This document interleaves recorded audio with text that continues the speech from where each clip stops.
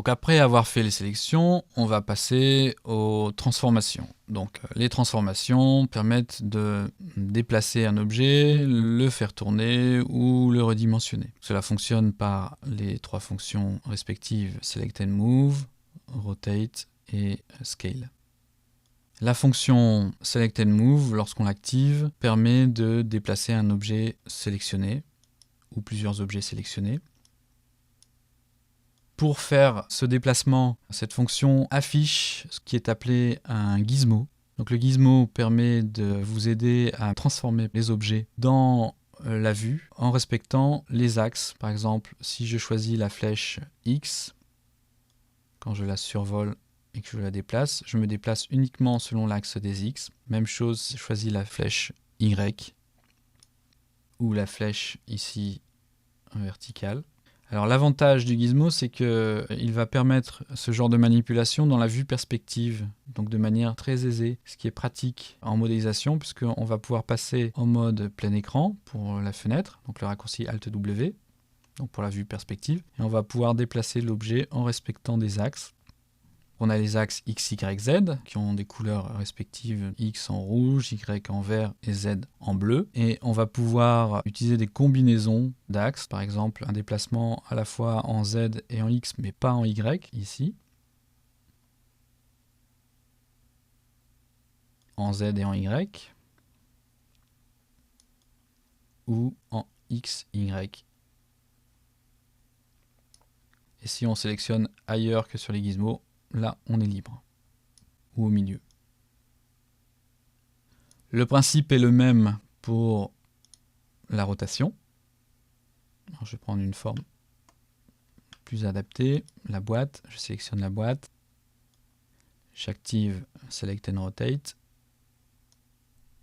Et je peux faire une rotation. Donc on a, lors de la rotation, accès aux informations, notamment l'angle de rotation. On remarquera qu'il est difficile d'avoir un angle bien précis. Si on veut un angle bien précis, il va falloir aller en bas pour changer l'axe, par exemple 90 degrés ou 45 degrés. Ou alors, on peut utiliser le magnétisme des angles. Donc en activant cette fonctionnalité, on va pouvoir faire une rotation tous les 5 degrés.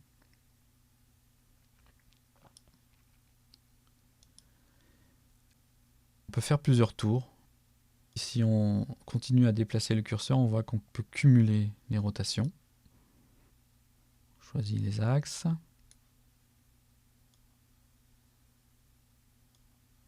Il peut arriver qu'on soit perdu dans la rotation. Et ce qu'on peut toujours faire, c'est réinitialiser la rotation en allant en bas, remettre tous les angles à 0. Ce qui est pratique pour revenir sans avoir à utiliser les undo à la position, à la rotation initiale de l'objet. Pour le scale, eh bien, c'est le même principe. On étire, alors sur une sphère ce sera plus intéressant. Si je sélectionne au milieu, c'est une homothétie complète. Si je prends ici en bas, c'est une homothétie selon l'axe X, Y mais pas Z. Alors, CTRL Z pour initialiser. J'étire selon l'axe Y ou X ou Z.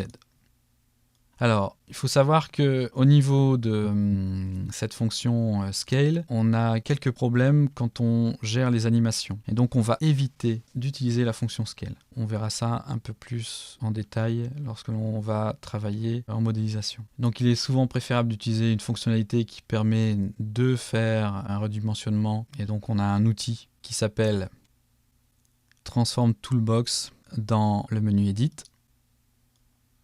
On va pouvoir gérer notamment la taille de manière